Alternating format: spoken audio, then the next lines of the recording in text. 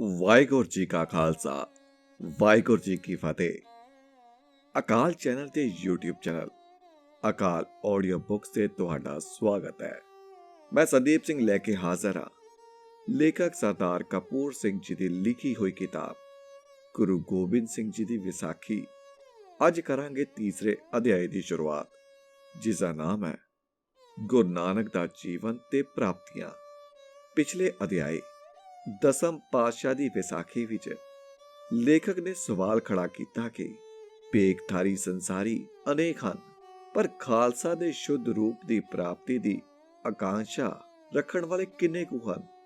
ਆਓ ਹੁਣ ਸ਼ੁਰੂਆਤ ਕਰਦੇ ਹਾਂ ਤੀਸਰਾ ਅਧਿਆਇ, ਜਿਸ ਦਾ ਨਾਮ ਹੈ ਗੁਰੂ ਨਾਨਕ ਦਾ ਜੀਵਨ ਤੇ ਪ੍ਰਾਪਤੀਆਂ।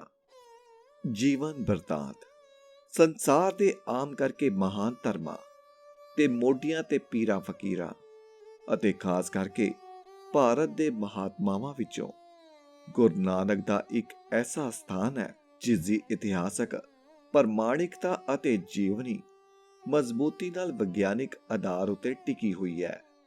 ਗੁਰੂ ਨਾਨਕ ਦਾ ਜਨਮ 15 ਅਪ੍ਰੈਲ 1469 ਈਸਵੀ ਨੂੰ ਉਸ ਸਥਾਨ ਤੇ ਹੋਇਆ ਜਿਸ ਨੂੰ ਅੱਜ ਅਸੀਂ ਨਨਕਾਣਾ ਸਾਹਿਬ ਆਖਦੇ ਹਾਂ। ਇਹ ਸਥਾਨ ਦੇਸ਼ ਦੀ ਵੰਡ ਮਗਰੋਂ ਪੱਛਮੀ ਪਾਕਿਸਤਾਨ ਵਿੱਚ ਚਲਾ ਗਿਆ। ਉਹਨਾਂ ਦਾ ਜਨਮ ਇੱਕ ਉੱਚ ਜਾਤੀ ਦੇ ਖੱਤਰੀ ਦੇ ਰੱਜੇ ਪੁੱਜੇ ਖਾਨਦਾਨ ਵਿੱਚ ਹੋਇਆ, ਜੋ ਇੱਕ ਚੰਗੇ ਸੋਹਣੇ ਕੰਮ ਤੇ ਲੱਗਾ ਹੋਇਆ ਸੀ। ਉਹਨਾਂ ਦਾ ਪਿਤਾ ਰਾਏ ਕਾਲੂ ਇੱਕ ਧਨਵਾਨ ਤੇ ਅਸਰ ਰਸੂਖ ਵਾਲਾ ਵਿਅਕਤੀ ਤੇ ਉਸ ਪਿੰਡ ਦਾ ਪਟਵਾਰੀ ਸੀ, ਜਿਸ ਦਾ ਵੱਡਾ ਜ਼ਮੀਂਦਾਰ ਤਲਵੰਡੀ ਵਿੱਚ ਹੀ ਰਹਿੰਦਾ ਸੀ। ਗੁਰੂ ਨਾਨਕ ਦੇਵ ਜੀ ਦੇ ਜਨਮ ਮਗਰੋਂ ਇਸ ਪਿੰਡ ਦਾ ਨਾਂ ਤਲਵੰਡੀ ਦੀ ਥਾਂ ਨਨਕਾਣਾ ਸਾਹਿਬ ਪੈ ਗਿਆ। ਛੋਟੀ ਉਮਰ ਵਿੱਚ ਹੀ ਨਾਨਕ ਜੀ ਨੂੰ ਪਿੰਡ ਦੇ ਸਕੂਲ ਵਿੱਚ ਪੜ੍ਹਨੇ ਪਾਇਆ ਗਿਆ, ਜਿੱਥੇ ਹਿੰਦੂ ਤਰਜ਼ ਦੇ ਮੁੱਢਲੀ ਵਿਦਿਆ ਦਿੱਤੀ ਜਾਂਦੀ ਸੀ। ਇਸ ਤਰ੍ਹਾਂ ਦੀਆਂ ਸਾਖੀਆਂ ਚਲਦੀਆਂ ਹਨ ਕਿ ਨਾਨਕ ਨੇ ਨਿਸ਼ਚਿਤ ਸਮੇਂ ਤੋਂ ਪਹਿਲਾਂ ਹੀ ਸਬਕ ਯਾਦ ਕਰ ਲੈਣੇ। ਇਹ ਵੀ ਦੱਸਿਆ ਗਿਆ ਹੈ ਕਿ ਉਹਨਾਂ ਦੀ ਪੜ੍ਹਾਈ ਪੂਰੀ ਕਰਨ ਦੀ ਥਾਂ ਪਾਠਸ਼ਾਲਾ ਦੀ ਪੜ੍ਹਾਈ ਵਿੱਚ ਹੀ ਛੱਡ ਦਿੱਤੀ। ਇਸੇ ਤਰ੍ਹਾਂ ਜਦੋਂ ਉਹਨਾਂ ਨੂੰ ਮਦਰਸੇ ਪੜ੍ਹਨੇ ਪਾਇਆ ਗਿਆ, ਜਿੱਥੇ ਕਿ ਇਸਲਾਮੀ ਤਰੀਕੇ ਦੀ ਪੜ੍ਹਾਈ ਕਰਾਈ ਜਾਂਦੀ ਸੀ, ਤਾਂ ਉਹਨਾਂ ਨੇ ਆਪਣੇ ਦਿਮਾਗ ਦੀ ਐਡੀ ਸੂਝ ਵਿਖਾਈ ਕਿ ਮੌਲਵੀ ਜੀ ਨੂੰ ਇਹ ਮੰਨਣਾ ਪਿਆ ਕਿ ਨਾਨਕ ਜੀ ਨੂੰ ਸਕੂਲ ਵਿੱਚ ਅੱਗੇ ਪੜ੍ਹਨ ਦੀ ਲੋੜ ਨਹੀਂ, ਕਿਉਂਕਿ ਦੂਜੇ ਬੱਚਿਆਂ ਦੇ ਉਲਟ ਨਾਨਕ ਦੇਵ ਇੱਕ ਅਸਧਾਰਨ ਦਿਮਾਗ ਤੇ ਬੁੱਧੀ ਵਾਲਾ ਬਾਲਕ ਸੀ। ਜਿਵੇਂ ਕਿ ਇਹ ਗੱਲ ਕੁਦਰਤੀ ਹੁੰਦੀ ਹੈ, ਉਹਨਾਂ ਦੇ ਪਿਤਾ ਦੀ ਇਹ ਬੜੀ ਰੀਸ ਸੀ ਕਿ ਉਹਨਾਂ ਦਾ ਪੁੱਤਰ ਵੱਧ ਤੋਂ ਵੱਧ ਪੜ੍ਹਾਈ ਕਰੇ ਤੇ ਲਾਇਕ ਬਣੇ। ਸੋ ਉਸ ਫੈਸਲਾ ਕੀਤਾ ਕਿ ਜੇਕਰ ਨਾਨਕ ਜੀ ਨੂੰ ਆਪਣੇ ਪਿਤਾ ਦੀ ਪਟਵਾਰੀ ਵਾਲੀ ਨੌਕਰੀ ਚੰਗੀ ਨਾ ਲੱਗੇ ਤਾਂ ਉਹ ਪਿਤਾ ਪੁਰਖੀ ਵਪਾਰ ਦਾ ਕੰਮ ਹੀ ਤੋਰ ਲਵੇ। ਉਹ ਨਿਧਿਨੀ ਸੇਵਾ ਦੇ ਨਿਯਮਾਂ ਦੇ ਅਨੁਸਾਰ ਪਿਤਾ ਮਗਰੋਂ ਪੁੱਤਰ ਹੀ ਉਸਦੇ ਰਿਟਾਇਰ ਹੋਣ ਮਗਰੋਂ ਉਸੇ ਪਦਵੀ ਤੇ ਕੰਮ ਕਰਦਾ ਸੀ। ਸੱਚਾ ਸੌਦਾ ਸ਼ਹਿਰ ਜੋ ਪੱਛਮੀ ਪਾਕਿਸਤਾਨ ਵਿੱਚ ਰਹਿ ਗਿਆ ਹੈ, ਉਸ ਅਸਥਾਨ ਦੀ ਯਾਦ ਦਿਵਾਉਂਦਾ ਹੈ ਜਿੱਥੇ ਕਿ ਨਾਨਕ ਜੀ ਨੇ ਇਹ ਸਿੱਧ ਕਰ ਵਿਖਾਇਆ ਕਿ ਵਪਾਰ ਦੇ ਉੱਚੇ ਅਸੂਲ ਉਹਨਾਂ ਦੀ ਸਮਝ ਮੁਤਾਬਕ ਕਿਹੋ ਜਿਹੇ ਹੋਣੇ ਚਾਹੀਦੇ ਹਨ। ਵਪਾਰ ਕਰਨ ਲਈ ਪਿਤਾ ਵੱਲੋਂ ਉਹਨਾਂ ਨੂੰ ਜੋ ਰਕਮ ਦਿੱਤੀ ਗਈ ਸੀ, ਉਸ ਨਾਲ ਹੋਰ ਮੁਨਾਫਾ ਕਮਾਉਣ ਦੀ ਥਾਂ ਉਹਨਾਂ ਇਹ ਰਕਮ ਸਾਧੂਆਂ ਦੇ ਇੱਕ ਟੋਲੇ ਨੂੰ ਦਾਨ ਕਰ ਦਿੱਤੀ, ਜਿਹੜੇ ਕਿ ਕਈ ਦਿਨਾਂ ਤੋਂ ਭੁੱਖੇ ਪਾਣੇ ਫਿਰ ਰਹੇ ਹਨ। ਸੁਲਤਾਨਪੁਰ ਦਾ ਨਗਰ, ਜਿਹੜਾ ਕਿ ਹੁਣ ਪੰਜਾਬ ਵਿੱਚ ਹੀ ਹੈ, 16ਵੀਂ ਸਦੀ ਦੇ ਵੇਲੇ ਕੇਂਦਰੀ ਏਸ਼ੀਆ ਤੋਂ ਹਿੰਦੁਸਤਾਨ ਦੇ ਦੱਖਣ ਵੱਲ ਜਾਂਦਿਆਂ ਸ਼ਾਹਰਾਹ ਉੱਪਰ ਇੱਕ ਬਹੁਤ ਵੱਡਾ ਵਪਾਰਿਕ ਸ਼ਹਿਰ ਸੀ ਤੇ ਲੋਧੀ ਖਾਨਦਾਨ ਦੇ ਸ਼ਕਤੀਵਰ ਨਵਾਬ ਦੌਲਤ ਖਾਨ ਦਾ ਹੈੱਡਕੁਆਰਟਰ ਸੀ। ਨਵਾਬ ਦੌਲਤ ਖਾਨ ਲੋਧੀ ਸੁਲਤਾਨਾਂ ਵਿੱਚੋਂ ਕੋਈ ਆਮ ਵਿਅਕਤੀ ਨਹੀਂ ਸੀ, ਸਗੋਂ ਦਿੱਲੀ ਦੇ ਬਾਦਸ਼ਾਹ ਦਾ ਕਰੀਬੀ ਰਿਸ਼ਤੇਦਾਰ ਹੋਣ ਕਾਰਨ ਉੱਤਰੀ ਭਾਰਤ ਦੇ ਇਲਾਕੇ ਵਿੱਚ ਇੱਕ ਬੜਾ ਤਾਕਤਵਰ ਵਿਅਕਤੀ ਸਮਝਿਆ ਜਾਂਦਾ ਸੀ। ਇਤਿਹਾਸ ਦੱਸਦਾ ਹੈ ਕਿ ਉਹ ਆਪਣੇ ਵਕਤਾਂ ਦਾ ਇੱਕ ਤਾਕਤਵਰ ਨਵਾਬ ਸੀ, ਜਿਸ ਦੇ ਮਨ ਵਿੱਚ ਦਿੱਲੀ ਦੇ ਤਖਤ ਅਤੇ ਸਾਰੇ ਉੱਤਰੀ ਭਾਰਤ ਦਾ ਮਾਲਕ ਬਣ ਬੈਠਣ ਦੀ ਇੱਛਾ ਕਰਵਟਾਂ ਲੈ ਰਹੀ ਸੀ, ਅਤੇ ਇਸੇ ਮਨੋਰਥ ਲਈ ਉਸਨੇ ਉਸ ਵੱਡੀ ਸਾਜ਼ਿਸ਼ ਵਿੱਚ ਹਿੱਸਾ ਲਿਆ ਜਿਸ ਦੇ ਫਲਸਰੂਪ ਬਾਬਰ ਦਾ ਹਮਲਾ ਹੋਇਆ ਤੇ ਪਾਣੀਪਤ ਦੀ ਪਹਿਲੀ ਲੜਾਈ ਕਾਰਨ ਹਿੰਦੁਸਤਾਨ ਵਿੱਚ ਮੁਗਲ ਸਾਮਰਾਜ ਦਾ ਮੁੱਢ ਬੱਜਿਆ। ਇਸ ਦੌਲਤ ਖਾਂ ਲੋਧੀ ਨੇ ਸੁਲਤਾਨਪੁਰ ਦੇ ਤਰੱਕੀ ਕਰ ਰਹੇ ਨਗਰ ਨੂੰ ਮੁੜ ਉਸਾਰਿਆ। ਇਹ ਸ਼ਹਿਰ ਦੂਸਰੀ ਸਦੀ ਵਿੱਚ ਬੋਧੀ ਵਿਹਾਰ ਦਾ ਇੱਕ ਪੁਰਾਣਾ ਸਥਾਨ ਸੀ। ਇਤਿਹਾਸ ਦਾ ਇਹ ਇੱਕ ਰਹੱਸਮਈ ਕਾਨੂੰਨ ਜਾਪਦਾ ਹੈ ਕਿ ਜੇਕਰ ਕੋਈ ਨਗਰ ਜਾਂ ਸਥਾਨ ਪਹਿਲੇ ਧਾਰਮਿਕ ਤੌਰ ਤੇ ਪਵਿੱਤਰ ਰਿਹਾ ਹੋਵੇ, ਉਹ ਹਮੇਸ਼ਾ ਹੀ ਪਵਿੱਤਰ ਸਥਾਨ ਰਹਿੰਦਾ ਹੈ। ਅਤੇ ਉਹ ਕਾਨੂੰਨ ਇਹ ਵੀ ਦੱਸਦਾ ਹੈ ਕਿ ਉਥੇ ਹਰ ਸਮੇਂ ਸੱਭਿਆਚਾਰ ਅਤੇ ਹੋਰ ਮਾਨਵੀ ਸਰਗਰਮੀਆਂ ਦੀਆਂ ਰਵਾਇਤਾਂ ਵੱਧਦੀਆਂ ਫੁੱਲਦੀਆਂ ਹਨ। ਅਜਿਹੇ ਹੀ ਕਿਸੇ ਰਹੱਸਮਈ ਕਾਨੂੰਨ ਦੇ ਮੁਤਾਬਿਕ ਇਹ ਸੁਲਤਾਨਪੁਰ ਨਾ ਸਿਰਫ ਮਹਿਲਾਂ, ਬਾਗਾਂ ਅਤੇ ਹੋਰ ਸ਼ਾਨਦਾਰ ਸ਼ਾਹੀ ਇਮਾਰਤਾਂ ਵਾਲਾ ਇੱਕ ਤਰੱਕੀ ਕਰ ਰਿਹਾ ਸ਼ਹਿਰ ਹੀ ਬਣ ਗਿਆ, ਸਗੋਂ ਇਸਲਾਮਿਕ ਵਿਦਿਆ ਤੇ ਖੋਜ ਦਾ ਇੱਕ ਕੇਂਦਰ ਵੀ ਬਣਿਆ।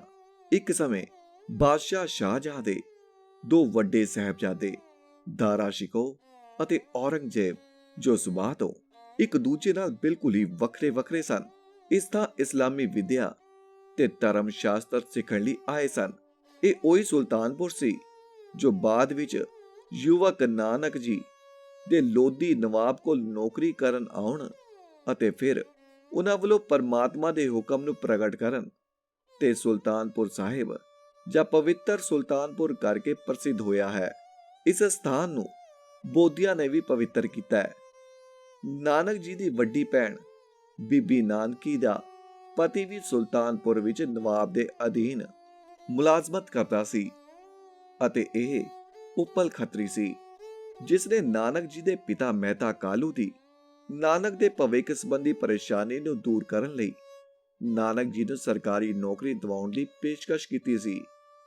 ਇਹਨਾਂ ਹਾਲਾਤਾਂ ਵਿੱਚ ਹੀ, ਜਿਵੇਂ ਕਿ ਜਨਮ ਸਾਖੀਆਂ ਸਾਨੂੰ ਦੱਸਦੀਆਂ ਹਨ, ਨਾਨਕ ਜੀ ਤਲਵੰਡੀ ਤੋਂ ਚੱਲ ਕੇ 5 ਦਿਨਾਂ ਦੇ ਸਫ਼ਰ ਮਗਰੋਂ ਸੁਲਤਾਨਪੁਰ ਪੁੱਜੇ ਅਤੇ ਜਦੋਂ ਤਕਰੀਬਨ 100 ਮੀਲ ਦਾ ਸਫ਼ਰ ਕਰਨ ਮਗਰੋਂ ਉਹ ਆਪਣੀ ਭੈਣ ਦੇ ਘਰ ਪਹੁੰਚੇ ਤਾਂ ਉਹਨਾਂ ਦੀ ਭੈਣ ਬੀਬੀ ਨਾਨਕੀ ਆਪਣੇ ਛੋਟੇ ਵੀਰ ਦੇ ਚਰਨ ਛੂਹਣ ਲਈ ਨਿਉ ਪਈ। ਹਾਲਾਂਕਿ ਹਿੰਦੂ ਰਵਾਇਤ ਦੇ ਇਹ ਗੱਲ ਉਲਟ ਹੈ। ਨਾਨਕ ਜੀ ਨੇ ਇਸ ਗੱਲ ਦਾ ਰੋਸ ਕਰਦਿਆਂ ਕਿਹਾ ਕਿ ਚੂੰਕਿ ਤੁਸੀਂ ਵੱਡੇ ਭੈਣ ਜੀ ਹੋ, ਇਸ ਲਈ ਮੇਰਾ ਹੀ ਤੁਹਾਡੇ ਪੈਰ ਛੂਹਣ ਦਾ ਫਰਜ਼ ਬਣਦਾ ਹੈ। ਤਾਂ ਜਿਵੇਂ ਕਿ ਭਾਈ ਬਾਲੇ ਵਾਲੀ ਜਨਮ ਸਾਖੀ ਲਿਖਦੀ ਹੈ, ਨਾਨਕੀ ਨੇ ਉੱਤਰ ਦਿੱਤਾ, ਤੂੰ ਸੱਚ ਆਖਦਾ ਹੈ, ਪਰ ਤੂੰ ਆਦਮੀ ਹੋਵੇ ਤਾਂ ਇਹ ਬਾਤਾਂ ਕਰਾਂ ਅਤੇ ਤੂੰ ਤਾਂ ਮੈਨੂੰ ਪਰਮੇਸ਼ਵਰ ਹੀ ਨਜ਼ਰ ਆਉਂਦਾ ਹੈ। ਦੌਲਤ ਖਾਨ ਨੇ ਨਾਨਕ ਜੀ ਨੂੰ ਆਪਣੇ ਮੋਦੀਖਾਨੇ ਦਾ ਮੁਖੀ ਨਿਯੁਕਤ ਕਰ ਦਿੱਤਾ। ਇਹ ਪਦਵੀ ਬੜੇ ਹੀ ਵਿਸ਼ਵਾਸ ਵਾਲੇ ਬੰਦੇ ਨੂੰ ਹੀ ਦਿੱਤੀ ਜਾਂਦੀ ਸੀ ਤੇ ਜੇ ਕੋਈ ਚਾਹੇ ਤਾਂ ਇਸ ਪਦਵੀ ਦੀ ਬਦੌਲਤ ਬਹੁਤ ਕਮਾ ਖਾ ਵੀ ਸਕਦਾ ਸੀ। ਪਰ ਨਾਨਕ ਜੀ ਨੇ ਆਪਣੇ ਸਾਰੇ ਹਿਸਾਬ ਕਿਤਾਬ ਨੂੰ ਪੂਰੀ ਇਮਾਨਦਾਰੀ ਨਾਲ ਨਜਿੱਠਿਆ, ਜਿਸ ਨਾਲ ਖਾਨ ਨੂੰ ਪੂਰੀ ਤਸੱਲੀ ਸੀ। ਇੱਥੇ ਜਦੋਂ ਨਾਨਕ ਜੀ 19 ਵਰਿਆਂ ਦੇ ਹੋਏ ਤਾਂ ਉਹਨਾਂ ਦੀ ਸ਼ਾਦੀ ਬਟਾਲੇ ਦੇ ਉੱਚ ਜਾਤੀਏ ਮੂਲ ਚੰਦ ਖੱਤਰੀ ਦੀ ਸਪੁੱਤਰੀ ਨਾਲ ਕਰ ਦਿੱਤੀ ਗਈ। ਉਸ ਥਾਂ ਤੇ ਜਿੱਥੇ ਉਹਨਾਂ ਦੀ ਸ਼ਾਦੀ ਕੀਤੀ ਗਈ ਸੀ, ਇਸ ਵੇਲੇ ਇੱਕ ਸ਼ਾਨਦਾਰ ਗੁਰਦੁਆਰਾ ਬਣਿਆ ਹੋਇਆ ਹੈ।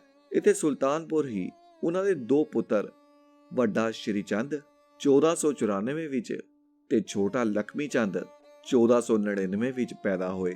ਵੱਡਾ ਪੁੱਤਰ ਸ਼੍ਰੀ ਚੰਦ ਸ਼ੁਰੂ ਤੋਂ ਹੀ ਸਾਧੂ ਸੁਭਾਅ ਤੇ ਧਾਰਮਿਕ ਖਿਆਲਾਂ ਵਾਲਾ ਸੀ। ਉਸਨੇ ਮਗਰੋਂ ਸਿੱਖ ਉਦਾਸੀਨ ਸੰਪਰਦਾ ਕਾਇਮ ਕੀਤੀ, ਜਿਸ ਨੇ ਪਿਛਲੇ 500 ਸਾਲਾਂ ਵਿੱਚ ਸਿੱਖ ਧਰਮ ਦੇ ਇਤਿਹਾਸ ਵਿੱਚ ਬੜਾ ਸ਼ਾਨਦਾਰ ਹਿੱਸਾ ਪਾਇਆ ਹੈ।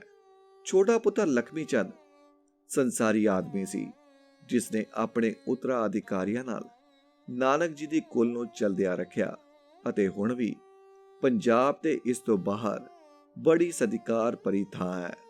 ਨਾਨਕ ਜੀ ਦੇ ਜੀਵਨ ਵਿੱਚ 27 ਸਾਲ ਦੀ ਉਮਰ ਵਿੱਚ ਇੱਕ ਖਾਸ ਮੋੜ ਆਇਆ।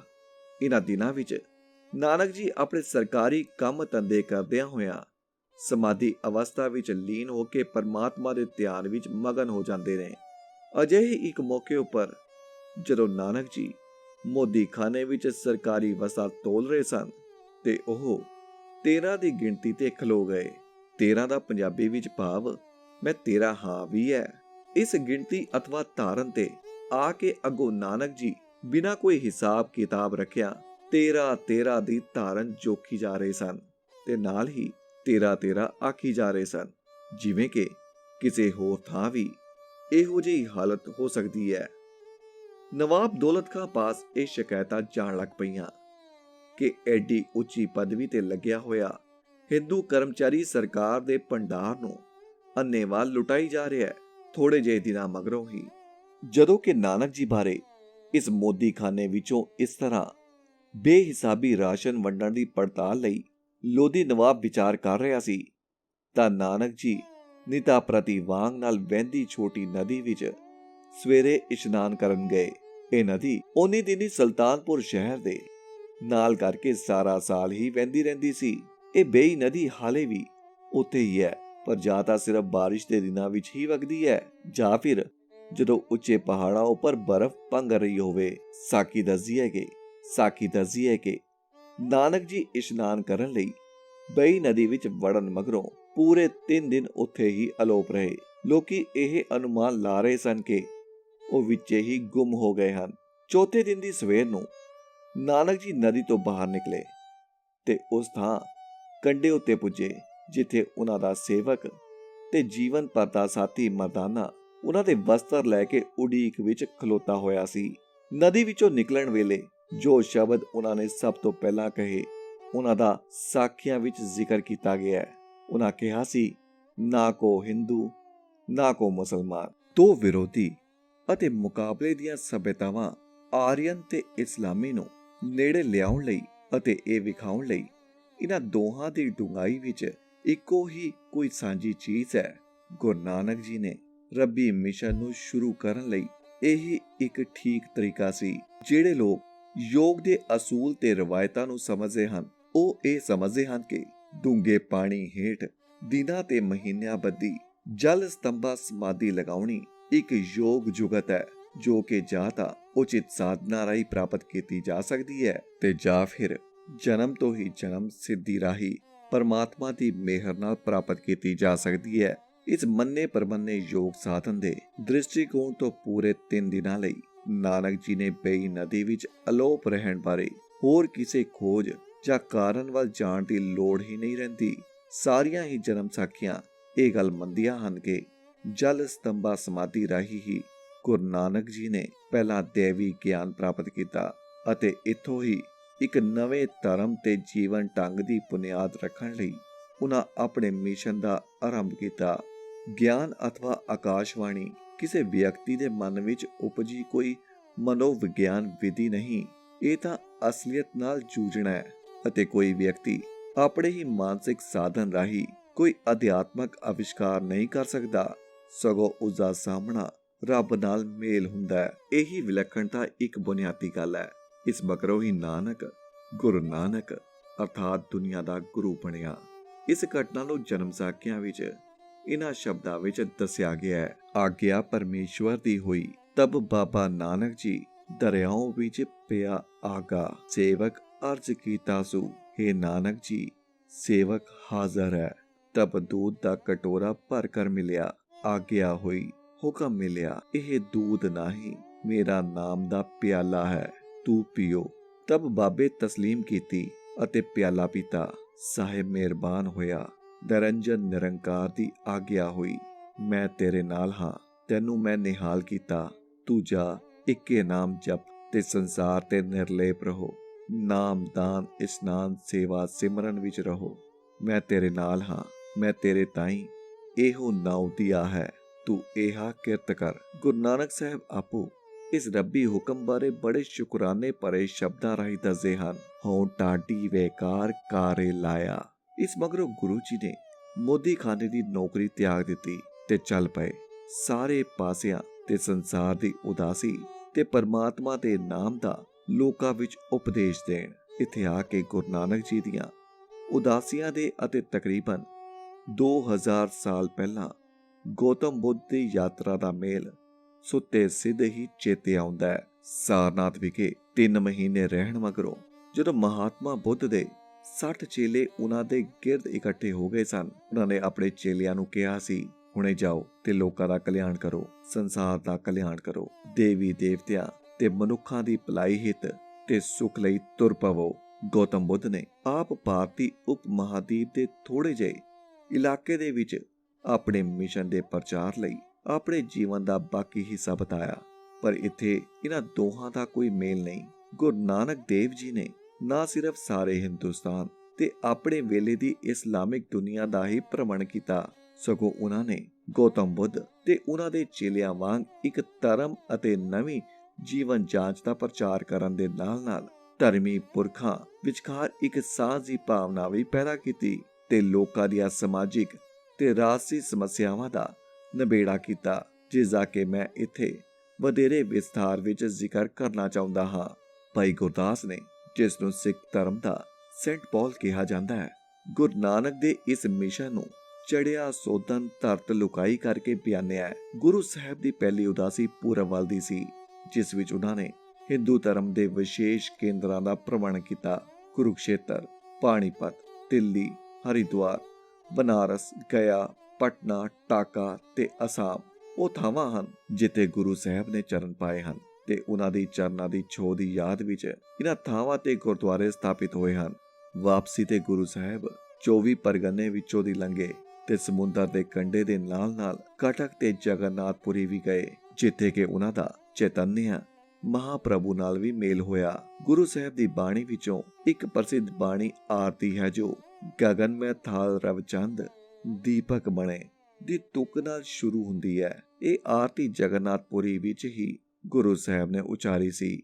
ਇਤਿਹਾਸ ਗਵਾਹ ਹੈ ਕਿ ਰਬਿੰਦਰਨਾਥ ਟੈਗੋਰ ਦੇ ਪਿਤਾ ਮਹਾਰਿਸ਼ੀ ਦਵਿੰਦਰਨਾਥ ਟੈਗੋਰ ਇੱਕ ਉਦਾਸੀਨ ਭਿਕਸ਼ੂ ਪਾਸੋਂ ਗੁਰੂ ਸਾਹਿਬ ਦੇ ਇਹ ਸ਼ਬਦ ਸੁਣ ਕੇ ਬੜੀ ਤੀਬਰਤਾ ਨਾਲ ਸਿੱਖ ਧਰਮ ਵੱਲ ਖਿੱਚੇ ਗਏ ਸਨ। ਇਸ ਤੋਂ ਪ੍ਰੇਰਿਤ ਹੋ ਕੇ ਉਹਨਾਂ ਨੇ ਆਪਣੇ ਹੋਣਹਾਰ ਪੁੱਤਰ ਵਿੱਚ ਸਿੱਖ ਧਰਮ ਬਾਰੇ ਯਸ਼ ਪੈਦਾ ਕਰਨ ਲਈ ਉਸ ਬਾਲ ਨੂੰ ਛੋਟੀ ਉਮਰ ਵਿੱਚ ਹੀ ਅੰਮ੍ਰਿਤਸਰ ਲਿਆਂਦਾ ਸੀ। ਪੰਜਾਬ ਵਾਪਸ ਆਉਣ ਮਗਰੋਂ ਗੁਰੂ ਸਾਹਿਬ ਦੱਖਣ ਵੱਲ ਇੱਕ ਲੰਬੀ ਉਦਾਸੀ ਤੇ ਗਏ। ਇਸ ਸਮੇਂ ਦੌਰਾਨ ਉਹਨਾਂ ਨੇ ਦੱਖਣ ਦੀਪ ਤੋਂ ਲੈ ਕੇ ਲੰਕਾ ਤੱਕ ਦਾ ਸਫ਼ਰ ਕੀਤਾ। ਜਿੱਥੇ ਜਿੱਥੇ ਵੀ ਉਹ ਗਏ, ਉਹਨੇ ਸਭਨੀ ਥਾਈਂ ਗੁਰਦੁਆਰੇ ਸਥਾਪਿਤ ਹਨ। ਪੰਜਾਬ ਵਾਪਸ ਆਉਣ ਮਗਰੋਂ ਗੁਰੂ ਸਾਹਿਬ ਦੱਖਣ ਵੱਲ ਇੱਕ ਲੰਬੀ ਉਦਾਸੀ ਤੇ ਗਏ। ਇਸ ਸਮੇਂ ਦੌਰਾਨ ਉਹਨਾਂ ਨੇ ਦੱਖਣ ਦੀਪ ਤੋਂ ਲੈ ਕੇ ਲੰਕਾ ਤੱਕ ਦਾ ਸਫ਼ਰ ਕੀਤਾ। ਜਿੱਥੇ ਜਿੱਥੇ ਵੀ ਉਹ ਗਏ, ਉਹਨੇ ਸਭਨੀ ਥਾਈਂ ਗੁਰਦੁਆਰੇ ਸਥਾਪਿਤ ਹਨ। ਲੰਕਾ ਦੀਪ ਵਿੱਚੋਂ ਲੱਭੇ ਸ਼ਿਲਾਲੇਖ ਤੇ ਹੋਰ ਪੁਰਾਣੀ ਇਮਾਰਤ ਕਲਾ ਤੋਂ ਇਸ ਗੱਲ ਦੀ ਗਵਾਹੀ ਮਿਲਦੀ ਹੈ ਕਿ ਲੰਕਾ ਵਿੱਚ ਗੁਰੂ ਨਾਨਕ ਦੇਵ ਦੀ ਆਮਦ ਨੂੰ ਉੱਥੋਂ ਦੇ ਲੋਕ ਇੱਕ ਮਹਾਨ ਧਾਰਮਿਕ ਘਟਨਾ ਮੰਨਦੇ ਹਨ, ਜਿਸ ਨੂੰ ਸ਼ਾਹੀ ਪੱਥਰਾਂ ਉੱਤੇ ਉਕਰਿਆ ਗਿਆ ਹੈ ਤੇ ਉੱਥੋਂ ਦੇ ਲੋਕ ਜਿਸ ਨੂੰ ਹੁਣ ਤਾਈਂ ਪੁਸ਼ਤ ਦਰ ਪੁਸ਼ਤ ਯਾਦ ਕਰਦੇ ਆ ਰਹੇ ਹਨ। ਉਹਨਾਂ ਦੀ ਤੀਜੀ ਉਦਾਸੀ ਉੱਤਰ ਵੱਲ ਦੀ ਸੀ, ਜਿਸ ਵਿੱਚ ਯੋਗੀਆਂ ਤੇ ਹਿੰਦੂ ਦੇਵੀ ਦੇਵਤਿਆਂ ਦੇ ਕੇਂਦਰ ਵਿੱਚ ਸ਼ਾਮਿਲ ਹਨ। ਗੁਰੂ ਸਾਹਿਬ ਨੇਪਾਲ ਪਾਰ ਕਰਕੇ ਤੇ ਤਿੱਬਤ ਦੇ ਕਈ ਪੱਛਮੀ ਇਲਾਕਿਆਂ ਵਿੱਚੋਂ ਦੀ ਲੰਘਦੇ ਹੋਏ ਰਵਾਇਤੀ ਕੈਲਾਸ਼ ਪਰਬਤ ਤੇ ਮਾਨਸਰੋਵਰ ਝੀਲ ਤੱਕ ਪਹੁੰਚੇ ਸਨ। ਇੱਥੇ ਪੁੱਜ ਕੇ ਹੀ ਉਹਨਾਂ ਨੇ ਆਪਣੇ ਇਸ ਮਿਸ਼ਨ ਨੂੰ ਪੂਰਨ ਰੂਪ ਉਜਾਗਰ ਕੀਤਾ ਕਿ ਸਾਰਿਆਂ ਧਰਮਾਂ ਦੀ ਬੁਨਿਆਦ ਸੱਚ ਦੀ ਹੋਣੀ ਚਾਹੀਦੀ ਹੈ ਅਤੇ ਧਰਮ ਨੂੰ ਸਮਾਜਵਾਦੀ ਹੋਣਾ ਚਾਹੀਦਾ ਹੈ। ਭਾਈ ਗੁਰਦਾਸ ਜੀ ਲਿਖਦੇ ਹਨ, ਫਿਰ ਪੁੱਛਣ ਸਿੱਧ ਨਾਨਕਾ ਮਾਤ ਲੋਕ ਵਿੱਚ ਕਿਆ ਵਰਤਾਰਾ। ਬਾਬੇ ਕਿਹਾ ਨਾਥ ਜੀ ਸੱਚ ਚੰਦਰਮਾ ਕੂੜ ਅੰਧਿਆਰਾ। ਸਿੱਧ ਛਿਪ ਬੈਠੇ ਪਰਬਤੀ ਕੌਣ ਜਗਤ ਕੋ ਪਾਰ ਉਤਾਰਾ। ਗੁਰੂ ਨਾਨਕ ਸਾਹਿਬ ਨੇ ਸਪਸ਼ਟ ਸ਼ਬਦਾਂ ਵਿੱਚ ਯੋਗੀਆਂ ਨੂੰ ਆਖ ਦਿੱਤਾ ਕਿ ਤੁਸੀਂ ਹੀ ਕਸੂਰਵਾਰ ਹੋ, ਕਿਉਂਕਿ ਤੁਸੀਂ ਦੁਨੀਆ ਨੂੰ ਸਮਾਜ ਤੋਂ ਦੂਰ ਕਰ ਆਏ ਹੋ, ਜਿਸ ਲਈ ਹੁਣ ਲੋਕਾਂ ਦਾ ਕੌਣ ਕਲਿਆਣ ਕਰੇ। ਜੇ ਤੁਹਾਡੇ ਕੋਲ ਸ਼ਕਤੀ ਹੈ ਸੀ ਤਾਂ ਤੁਸੀਂ ਦੁਨੀਆ ਵੱਲ ਪਿੱਠ ਕਰਕੇ ਪਹਾੜਾਂ ਵੱਲ ਕਿਉਂ ਨਾ ਠਾਏ। ਗੁਰੂ ਸਾਹਿਬ ਦੀ ਚੌਥੀ ਉਦਾਸੀ ਪੱਛਮ ਵੱਲ ਸੀ। ਇਸ ਵੇਲੇ ਆਪ ਨੇ ਸਮੁੰਦਰ ਰਾਹੀਂ ਸਫ਼ਰ ਕੀਤਾ ਤੇ ਮੱਕੇ ਵੀ ਗਏ। ਮੱਕੇ ਵਿੱਚ ਜਦੋਂ ਹਾਜੀਆਂ ਵਿੱਚ ਬਾਬੇ ਜੀ ਦੇ ਵਿਹਾਰ ਨੂੰ ਵੇਖ ਕੇ ਇਹ ਸ਼ੰਕੇ ਉਭਰਨ ਲੱਗ ਪਏ ਕਿ ਉਹ ਹਿੰਦੂ ਜਾਂ ਮੁਸਲਮਾਨ ਸਨ, ਤਾਂ ਹਾਜੀਆਂ ਨੇ ਉਹਨਾਂ ਨੂੰ ਸਵਾਲ ਕੀਤਾ, ਤੁਸੀਂ ਕੌਣ ਹੋ? ਇਹ ਜਿਹੜੀ ਪੁਸਤਕ ਤੁਸੀਂ ਕੱਛ ਵਿੱਚ ਰੱਖੀ ਹੋਈ ਹੈ, ਇਹ ਕਿਹੜੀ ਹੈ? ਕਿਉਂਕਿ ਇਹ ਪਾਕ ਕੁਰਾਨ ਤਾਂ ਨਹੀਂ ਦਿਸਦੀ। ਇਸ ਪੁਸਤਕ ਨੂੰ ਫੋਲ ਕੇ ਸਾਨੂੰ ਇਹ ਦੱਸੋ ਕਿ ਵੱਡਾ ਧਰਮ ਹਿੰਦੂ ਹੈ ਜਾਂ ਮੁਸਲਮਾਨੀ। ਭਾਈ ਗੁਰਦਾਸ ਜੀ ਇੰਜ ਲਿਖਦੇ ਹਨ, ਵੱਡਾ ਸਾਂਗ ਵਰਤਿਆ ਲੱਖ ਨਾ ਸਕੇ ਕੁਦਰਤ ਕੋਈ। ਪੁੱਛਣ ਖੋਲ ਕਿਤਾਬ ਨੂੰ ਹਿੰਦੂ ਵੱਡਾ ਕਿ ਮੁਸਲਮਾਨ ਹੋਈ। ਤਾਂ ਇਸ ਦੇ ਉੱਤਰ ਵਿੱਚ ਗੁਰੂ ਨਾਨਕ ਦੇਵ ਜੀ ਨੇ ਭਾਈ ਗੁਰਦਾਸ ਅਨੁਸਾਰ ਕਿਹਾ, ਬਾਬਾ ਆਕੇ ਹਾਜੀਆਂ ਸੁਭ ਅਮਲਾ ਬਾਜੋਂ ਦੋਵੇਂ ਰੋਈ। ਜੇ ਅਮਲ ਚੰਗੇ ਨਹੀਂ ਤਾਂ ਨਾ ਹਿੰਦੂ ਧਰਮ ਚੰਗਾ ਹੈ ਨਾ ਮੁਸਲਮਾਨੀ ਧਰਮ। ਚੰਗੇ ਅਮਲ ਹੀ ਮਨੁੱਖ ਨੂੰ ਪਵਿੱਤਰ ਬਣਾਉਂਦੇ ਹਨ। ਇਸ ਉਦਾਸੀ ਤੋਂ ਵਾਪਸੀ ਵੇਲੇ ਗੁਰੂ ਜੀ ਤਹਿਰਾਨ, ਬੁਖਾਰਾ, ਕੁਰਮਾਨ, ਸਮਰਕੰਦ, ਪਲਕ, ਕਾਬਲ, ਜਲਾਲਾਬਾਦ ਤੇ ਖੈਬਰ ਪਾਰ ਕਰਕੇ ਪਿਸ਼ਾਵਰ ਵੀ ਗਏ ਅਤੇ ਉਸ ਸਥਾਨ ਤੋਂ ਵੀ ਲੰਘੇ ਜਿੱਥੇ ਅੱਜ ਪੱਛਮੀ ਪੰਜਾਬ ਵਿੱਚ ਗੁਰਦੁਆਰਾ ਪੰਜਾ ਸਾਹਿਬ ਹੈ। ਇਸੇ ਸਫ਼ਰ ਦੇ ਦੌਰਾਨ ਹੀ ਗੁਰੂ ਸਾਹਿਬ ਨੂੰ ਬਾਬਰ ਦੇ ਹਮਲੇ ਦਾ ਪਤਾ ਲੱਗਾ ਤੇ ਉਹਨਾਂ ਨੇ ਆਪਣੀਆਂ ਅੱਖਾਂ ਨਾਲ ਹਿੰਦੁਸਤਾਨ ਦੀ ਜਨਤਾ ਉੱਪਰ ਜ਼ੁਲਮ ਤੇ ਤਬਾਹੀ ਢਹਿੰਦੀ ਵੇਖੀ। ਇਸ ਰਾਜਸੀ ਉਥਲ ਬਾਰੇ ਗੁਰੂ ਸਾਹਿਬ ਦੀ ਬਾਣੀ ਵਿੱਚ ਕਈ ਥਾਈਂ ਇਸਦਾ ਸਖਤ ਪ੍ਰਤੀਕਰਮ ਦਰਜ ਹੈ, ਜਿਸ ਨੂੰ ਪੜ੍ਹਿਆ ਮਨ ਦਰਵ ਜਾਂਦਾ ਹੈ।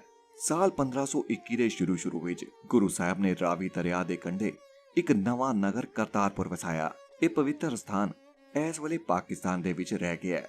ਕਰਤਾਰਪੁਰ ਵਿੱਚ ਉਹਨਾਂ ਨੇ ਖੇਤੀ ਕਰਨੀ ਸ਼ੁਰੂ ਕੀਤੀ, ਲੰਗਰ ਤੇ ਪੰਗਤ ਦੀ ਪ੍ਰਥਾ ਚਲਾਈ, ਜਿੱਥੇ ਦੇਸ਼ ਦੇ ਹਰ ਕੋਨੇ ਦੇ ਲੋਕ ਆਉਂਦੇ ਸਨ। ਇੱਥੇ ਹੀ ਆਪ ਨੇ ਗੁਰੂ ਅੰਗਦ ਦੂਜੇ ਨਾਨਕ ਨੂੰ ਗੁਰਗੱਦੀ ਸੌਂਪ ਦਿੱਤੀ ਤੇ ਆਪ 22 ਸਤੰਬਰ 1539 ਨੂੰ ਜੋਤੀ ਜੋਤ ਸਮਾ ਗਏ। ਗੁਰੂ ਸਾਹਿਬ ਦੀਆਂ ਪ੍ਰਾਪਤੀਆਂ ਤੇ ਉਪਦੇਸ਼। ਹੋਰਨਾਂ ਲੋਕਾਂ ਦੇ ਵਾਂਗੂ ਅੱਡੋ-ਅੱਡ ਧਰਮਾਂ ਦੇ ਓਲੀਏ ਹਰ ਸਮੇਂ ਤੇ ਹਰ ਥਾਂ ਚੋਖੀ ਗਿਣਤੀ ਵਿੱਚ ਹੁੰਦੇ ਹਨ। ਜਿਹੜੇ ਵਿਚਾਰ ਜਿਸ ਢੰਗ ਨਾਲ ਉਹ ਲੋਕਾਂ ਨੂੰ ਦੱਸਦੇ ਹਨ, ਉਹਨਾਂ ਲੋਕਾਂ ਦੇ ਵਿਚਾਰਾਂ, ਕਰਮਾਂ ਅਤੇ ਆਦਤਾਂ ਦੇ ਮੁਤਾਬਿਕ ਹੀ ਹੁੰਦੇ ਹਨ। ਮਹਾਨ ਚਿੰਤਕ ਤੇ ਪੀਰ ਫਕੀਰ ਆਪਣੇ ਯੁੱਗ ਦੇ ਵਿਚਾਰ ਬੜੇ ਵਿਲੱਖਣ ਢੰਗ ਨਾਲ ਪੇਸ਼ ਕਰਦੇ ਹਨ, ਪਰ ਜਿਸ ਯੁੱਗ ਵਿੱਚ ਉਹ ਵਿਚਰ ਰਹੇ ਹੁੰਦੇ ਹਨ, ਉਸ ਤੋਂ ਉਹ ਨਾ ਤਾਂ ਅੱਗੇ ਲੰਘਦੇ ਹਨ ਅਤੇ ਨਾ ਹੀ ਅੱਗੇ ਲੰਘ ਸਕਦੇ ਹਨ। ਇਹ ਠੀਕ ਹੈ ਕਿ ਕਈ ਵਾਰ ਉਹ ਨਵੇਂ ਪ੍ਰਸ਼ਨ ਉਠਾਉਂਦੇ ਹਨ, ਪਰ ਇਹ ਤਾਂ ਉਹ ਆਪਣੇ ਸਮਕਾਲੀਆਂ ਦੇ ਪੁੱਛਣ ਤੇ ਹੀ ਕਰਦੇ ਹਨ ਤੇ ਜੋ ਹੱਲ ਉਹ ਪੇਸ਼ ਕਰਦੇ ਹਨ ਉਹ ਪਿਛਲੀਆਂ ਰਵਾਇਤਾਂ ਤੋਂ ਅਡਰੇ ਨਹੀਂ ਹੁੰਦੇ। ਗੁਰੂ ਨਾਨਕ ਵਰਗੇ ਮਹਾਂਪੁਰਖ ਅਧਿਕ ਲੌਕਿਕ ਸਰੋਤਾਂ ਤੋਂ ਉਤੇਜਿਤ ਹੋ ਕੇ ਆਪਣੇ ਯੁੱਗ ਤੋਂ ਬਾਹਰ ਨਹੀਂ ਜਾਂਦੇ, ਭਾਵੇਂ ਕਿ ਉਹ ਇਸ ਤੋਂ ਉੱਪਰ ਉੱਠ ਰਹੇ ਹਨ। ਉਹ ਸੱਚਾਈ ਤੋਂ ਅੱਖਾਂ ਮੂੰਦ ਕੇ ਅੱਗੇ ਨਹੀਂ ਲੰਘਦੇ, ਸਗੋਂ ਉਹ ਪੁਰਾਣੇ ਵਿਚਾਰਾਂ ਨੂੰ ਨਵਾਂ ਰੂਪ ਦੇ ਕੇ ਆਪਣੇ ਨਵੇਂ ਖਿਆਲ ਤੇ ਉਚੇਰੇ ਦਿਸਿੰਦੇ ਪੇਸ਼ ਕਰਦੇ ਹਨ। ਇਸ ਲਈ ਗੁਰੂ ਨਾਨਕ ਸਾਹਿਬ ਦੀ ਸਿੱਖਿਆ ਤੇ ਉਹਨਾਂ ਦੇ ਉਪਦੇਸ਼ਾਂ ਦਾ ਸਹੀ ਮੁਲਾਂਕਣ ਉਨਾ ਚਿਰ ਤੱਕ ਨਹੀਂ ਹੋ ਸਕਦਾ ਜਦ ਤੱਕ ਕਿ ਅਸੀਂ ਉਹਨਾਂ ਦੇ ਸੰਦਰਭ ਤੇ ਪਿਛੋਕੜ ਨੂੰ ਨਹੀਂ ਜਾਣ ਲੈਂਦੇ। 16ਵੀਂ ਸਦੀ ਦੇ ਅਖੀਰ ਤੱਕ ਹਿੰਦੁਸਤਾਨ ਵਿੱਚ ਮੁਸਲਿਮ ਤਾਕਤ ਪੱਕਿਆਂ ਪੈਰਾਂ ਤੇ ਕਾਇਮ ਹੋ ਚੁੱਕੀ ਸੀ ਅਤੇ ਤੁਗਲਕ ਤੇ ਖਿਲਜੀ ਖਾਨਦਾਨਾਂ ਦੀ ਸ਼ਾਹੀ ਸਿਆਸਤ ਦਾ ਅਸਰ ਇਸ ਉਪ ਮਹਾਦੀਪ ਉੱਪਰ ਪੈ ਚੁੱਕਾ ਸੀ। ਹਿੰਦੂ ਲੋਕ ਵਿਦੇਸ਼ੀਆਂ ਨੂੰ ਦੇਸ਼ ਵਿੱਚੋਂ ਬਾਹਰ ਕੱਢਣ ਦਾ ਖਿਆਲ ਵੀ ਨਹੀਂ ਸਨ ਕਰਦੇ।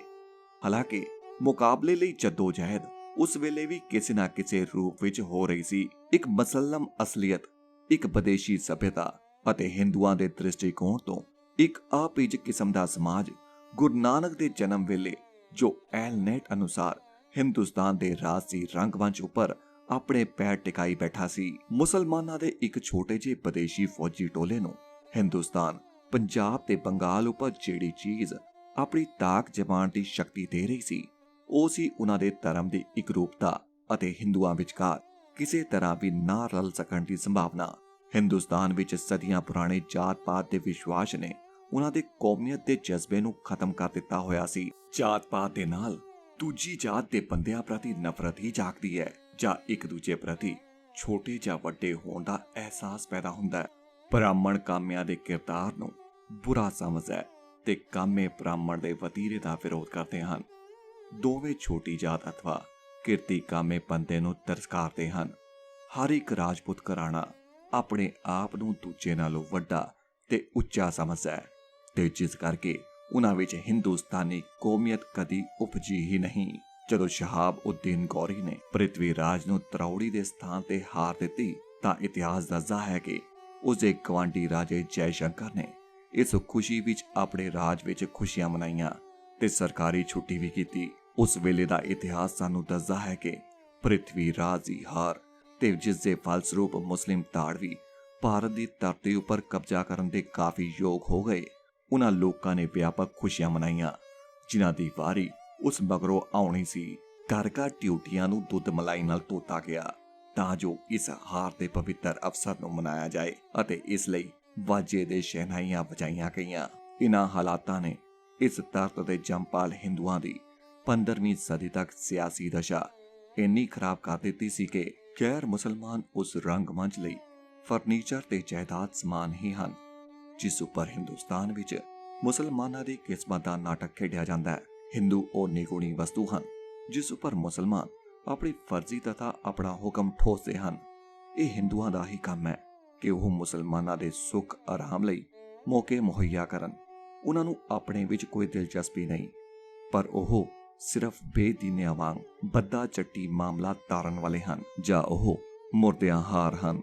ਆਰਨਲਡ ਟੇਨਬੀ, ਜੋ ਕਿ ਆਧੁਨਿਕ ਯੁੱਗ ਦੇ ਪੈਗੰਬਰ ਇਤਿਹਾਸਕਾਰਾਂ ਵਿੱਚੋਂ ਇੱਕ ਹੈ, ਆਪਣੀ ਵੰਗਾਰ ਤੇ ਪ੍ਰਤੀਕਰਮਾਂ ਦੇ ਸਿਧਾਂਤ ਦੇ ਸੰਬੰਧ ਵਿੱਚ ਹਰ ਇੱਕ ਸਭਿਅਤਾ ਦੀ ਕਿਸਮਤ ਤੇ ਵਿਕਾਸ ਦਾ ਵਰਣਨ ਕਰਦਾ ਹੈ। ਉਸ ਅਨੁਸਾਰ ਕਿਸੇ ਸਭਿਅਤਾ ਜਾਂ ਸੱਭਿਆਚਾਰ ਦੀ ਉਮਰ ਜ਼ਿਆਦਾ ਉਸ ਵੰਗਾਰ ਉੱਪਰ ਨਿਰਭਰ ਕਰਦੀ ਹੈ ਜਿਸ ਦਾ ਕਿ ਉਸ ਨੂੰ ਆਪਣੇ ਜੀਵਨ ਵਿੱਚ ਸਾਹਮਣਾ ਕਰਨਾ ਪੈਂਦਾ ਹੈ, ਅਤੇ ਇਸ ਗੱਲ ਤੇ ਵੀ ਨਿਰਭਰ ਕਰਦੀ ਹੈ ਕਿ ਕੀ ਇਹ ਉਸ ਵੰਗਾਰ ਦਾ ਚੰਗਾ ਚੋਖਾ ਜਵਾਬ ਦੇ ਸਕਦੀ ਹੈ। ਜੇ ਤਾਂ ਇਹ ਵੰਗਾਰ ਦਾ ਉੱਤਰ ਦੇ ਸਕਦੀ ਹੋਵੇ ਤੇ ਇਹ ਜਿੰਦੀ ਰਹਿੰਦੀ ਹੈ ਤੇ ਵੱਧਦੀ ਫੁੱਲਦੀ ਹੈ, ਅਤੇ ਜੇ ਇਹ ਟਾਕਰਾ ਨਹੀਂ ਕਰ ਸਕਦੀ ਤਾਂ ਇਹ ਹਾਰ ਖਾ ਕੇ ਮਰ ਜਾਂਦੀ ਹੈ।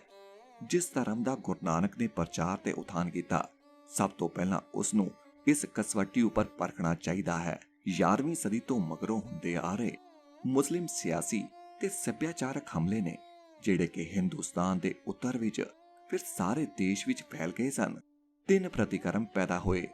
ਸਾਰੇ ਮੱਧਕਾਲ ਵਿੱਚ ਹਿੰਦੂਆਂ ਨੇ ਆਪਣੇ ਆਪ ਨੂੰ ਜਾਤ ਪਾਤ ਦੀਆਂ ਰੋਹ ਰੀਤਾਂ ਦੇ ਪਿੰਜਰਿਆਂ ਵਿੱਚ ਬੰਦ ਕਰੀ ਰੱਖਿਆ।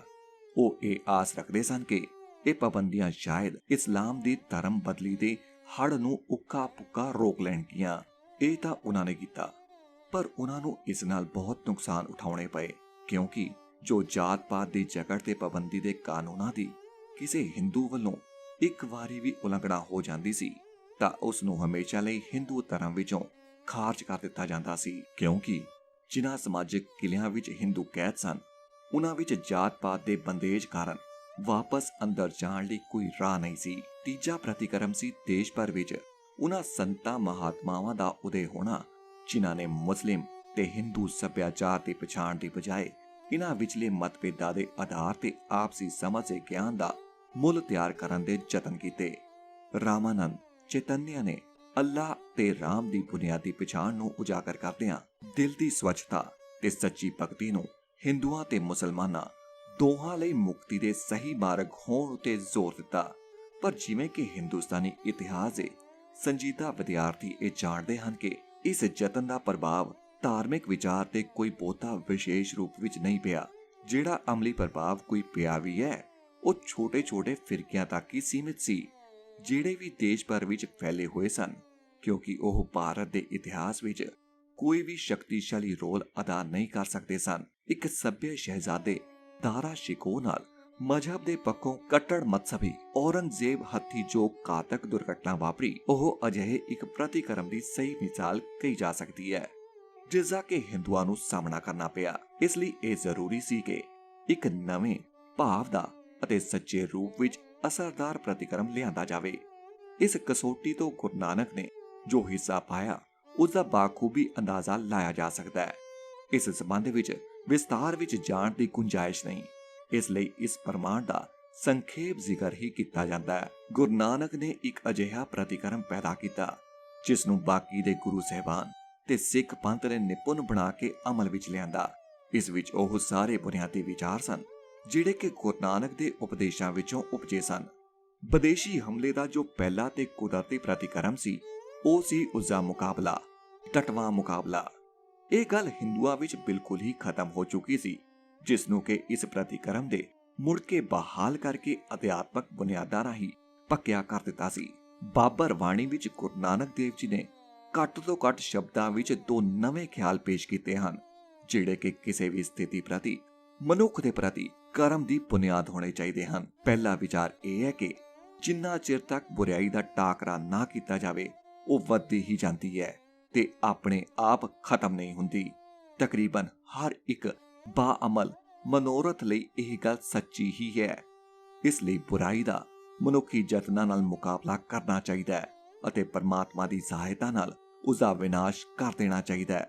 ਪਰ ਜਿੰਨਾ ਚਿਰ ਸਰਵ ਸ਼ਕਤੀਮਾਨ ਪਰਮਾਤਮਾ ਆਪ ਨਜ਼ਰ ਕਰੇ ਉਸਦਾ ਵਿਨਾਸ਼ ਨਹੀਂ ਕਰਦਾ, ਉਨਾ ਚਿਰ ਤੱਕ ਬੁਰਾਈ ਨੂੰ ਇਕੱਲਿਆਂ ਨਹੀਂ ਰਹਿਣ ਦੇਣਾ ਚਾਹੀਦਾ। ਅਵਤਾਰਵਾਦ ਦਾ ਅਸੂਲ ਜੋ ਹਿੰਦੂ ਵਿਚਾਰਧਾਰਾ ਦੀ ਬੁਨਿਆਦ ਹੈ, ਉਸਦਾ ਸੁਭਾਅ ਇਹ ਹੈ ਕਿ ਬੁਰਾਈ ਅਥਵਾ ਬਦੀ ਜਾਂ ਤਾਂ ਆਪਣੇ ਆਪ ਹੀ ਵਿਨਾਸ਼ੀ ਕਰਮਾਂ ਕਰਕੇ ਖਤਮ ਹੁੰਦੀ ਹੈ ਅਤੇ ਜਾਂ ਫਿਰ ਇਸ ਨੂੰ ਮਹਾਨ ਸੰਸਾਰਿਕ ਸ਼ਕਤੀਆਂ ਦੀ ਮਦਦ ਨਾਲ ਖਤਮ ਕਰ ਦੇਣਾ ਚਾਹੀਦਾ ਹੈ। ਯਦਾ ਯਦਾ ਧਰਮਸਯ ਗਾਲਨਿਰਭਵਤੀ ਸੰਭਵਾਸੀ ਯੁਗੇ ਯੁਗੇ। ਭਗਵਦ ਗੀਤਾ। ਇਹੀ ਮੁਕਤੀ ਭਾਵ ਦਾ ਵਿਚਾਰ ਸੀ ਜਿਸ ਨੇ ਸਾਰਥਕ ਚਿੰਤਾ ਤੇ ਉੱਤਰਦਾਇਕਤਾ ਲਈ ਰਾਹ ਪੱਧਰਾ ਕੀਤਾ ਅਤੇ ਇਸ ਨੇ ਆਖਿਰ ਇੱਕ ਐਸੇ ਪ੍ਰਤੀਕਰਮ ਦਾ ਰੂਪ ਧਾਰਨ ਕੀਤਾ ਜਿਹੜਾ ਕਿ ਇਸਲਾਮ ਦੇ ਜ਼ੁਲਮ ਦੇ ਉੱਤਰ ਵਿੱਚ ਸਿੱਖੀ ਵੱਲੋਂ ਪੇਸ਼ ਕੀਤਾ ਗਿਆ ਸੀ। ਹਿੰਦੁਸਤਾਨ ਦੇ ਨਿਹੱਤੇ ਤੇ ਲਾਚਾਰ ਸ਼ਹਿਰੀਆਂ ਉੱਪਰ ਬਾਬਰ ਨੇ ਜੋ ਜ਼ੁਲਮ ਢਾਏ ਸਨ, ਉਸ ਨੂੰ ਵੇਖ ਕੇ ਗੁਰੂ ਨਾਨਕ ਦੇਵ ਜੀ ਨੇ ਜੋ ਆਹ ਦਾ ਨਾਰਾ ਮਾਰਿਆ ਤੇ ਪਰਮਾਤਮਾ ਨੂੰ ਜੋ ਉਲਾਂਭਾ ਦਿੱਤਾ, ਉਸਨੇ ਇਸ ਧਰਤੀ ਉੱਪਰ ਹੋ ਰਹੀ ਬੁਰਾਈ ਬਾਰੇ ਮਨੁੱਖ ਦੇ ਨਿੱਜੀ ਤੇ ਮਾਨਵੀ ਉੱਤਰਦਾਇਤਵ ਹੋਣ ਦੇ ਸਿੱਧੇ ਸੰਬੰਧ ਹੋਣ ਕਾਰਨ ਅਤੇ ਉਸ ਬਦੀ ਤੋਂ ਬੇਲਾਗ ਹੋ ਕੇ ਰੱਬੀ ਮਿਹਰ ਦੀ ਆਸ ਰੱਖਣ ਦੀ ਬਜਾਏ ਸਿੱਧਾ ਹੀ ਉਸਦਾ ਟਾਕਰਾ ਕਰਨ ਦੇ ਨਵੇਂ ਖਿਆਲ ਦਾ ਬੀਜ ਬੀਜਿਆ। ਏਤੀ ਮਾਰ ਪਈ ਕੁਰਲਾਣੇ ਤੈ ਕੀ ਦਰਦ ਨਾ ਆਇਆ। ਬਾਬਰ ਬਾਣੀ ਦਾ ਮੂਲ ਉਲਾਂਭਾ ਤੇ ਸਵਾਲ ਹੈ।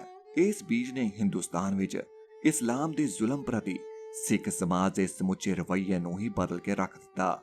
ਸਦੀਆਂ ਦੀ ਗੁਲਾਮੀ ਮਗਰੋਂ ਹਿੰਦੂਆਂ ਵਿੱਚੋਂ ਗੁਰੂ ਨਾਨਕ ਨੇ ਸਭ ਤੋਂ ਪਹਿਲਾਂ ਜ਼ੁਲਮ ਤੇ ਜ਼ਬਰ ਵਿਰੁੱਧ ਆਵਾਜ਼ ਉਠਾਈ। ਸਿੱਖ ਧਰਮ ਪਰਾਸ਼ੀ ਮੈਕਸ ਦੇ ਅਸੂਲ ਨੂੰ ਮੰਨਦਾ ਹੈ। ਇਸ ਅਸੂਲ ਅਨੁਸਾਰ ਉਹ ਸਫਲ ਹਿੰਸਾ ਜੇਕਰ ਚੋਖੀ ਮਾਤਰਾ ਵਿੱਚ ਹਿੰਸਾ ਹੈ ਤੇ ਪੂਰੀ ਤਰ੍ਹਾਂ ਕਾਮਯਾਬ ਹੈ ਤਾਂ ਉਹ ਲਾਭ ਹੀ ਪਹੁੰਚਾਉਂਦੀ ਹੈ ਅਤੇ ਇਸ ਨੂੰ ਵਰਤਣ ਵਾਲਿਆਂ ਲਈ ਸੰਸਾਰ ਦੀਆਂ ਸਾਰੀਆਂ ਸ਼ਕਤੀਆਂ ਤੇ ਸ਼ਾਨਾਂ ਜਿੱਤ ਕੇ ਵੀ ਦੇ ਸਕਦੀ ਹੈ ਅਤੇ ਇਸ ਲਈ ਸਿੱਖ ਧਰਮ ਹਰ ਪੜਾਅ ਤੇ ਅਜਿਹੀ ਹਿੰਸਾ ਦਾ ਮੁਕਾਬਲਾ ਕਰਨ ਲਈ ਹਥਿਆਰਬੰਦ ਮੁਕਾਬਲੇ ਨੂੰ ਜਾਇਜ਼ ਸਮਝਦਾ ਹੈ।